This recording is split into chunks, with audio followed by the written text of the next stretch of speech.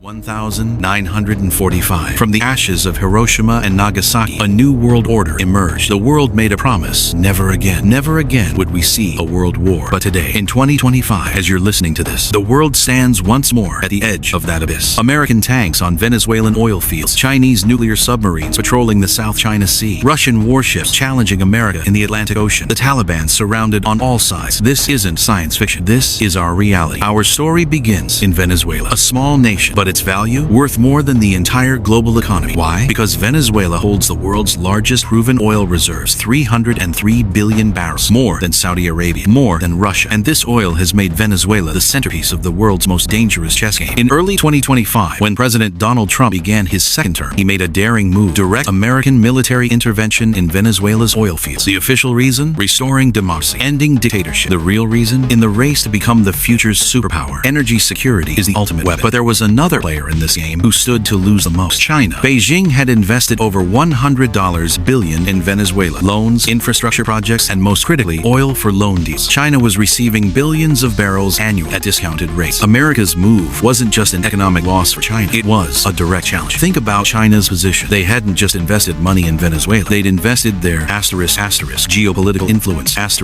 in Latin America, America's own backyard. China had built a foothold that $100 billion included. First, oil infrastructure. Chinese companies had invested billions to revive Venezuela's declining oil sector: drilling equipment, refineries, transportation networks. Second, loans for oil deals. Venezuela was paying its debt to China in oil, over 200,000 barrels daily flowing straight to China. Third, strategic ports and facilities. China had invested in Venezuela's Caribbean ports, giving them direct access to America's doorstep. Fourth, political leverage. Venezuela was China's biggest supporter in Latin America. In the UN, in international forums, Venezuela always stood with China. When America captured Venezuela, all of this in 1 second was at risk. China had two choices: stay silent and write off their $100 billion investment, watch their Latin America strategy collapse, and send the world a message that America could defeat China anywhere, anytime. Or respond, but not directly, because China had no military presence in Venezuela. So where would the response come from? And China chose the second path. But their response didn't come in Venezuela. Their response came in Afghanistan. When America left Afghanistan in 2021, everyone thought the Taliban had won. But in 2025, reality was different. China had quietly woven a web around Afghanistan, a web in which the Taliban was now becoming trapped. Here's how. To the north, Tajikistan. Chinese military bases already established. The Wakhan corridor connecting Afghanistan to China. Chinese forces stationed there. Northwest Uzbekistan. China has invested billions in infrastructure here. Chinese surveillance systems along the Afghan border. West Iran, China's strategic partner. The Iran-China 25-year cooperation deal worth $400 billion. Iranian and Chinese interests along Afghanistan's western border aligned. Southwest Pakistan, China's iron brother. Through CPEC, the China-Pakistan Economic Corridor, China has direct control to Gwadar Port. And in the center, Afghanistan possesses rare earth minerals valued at $1 to $3 trillion,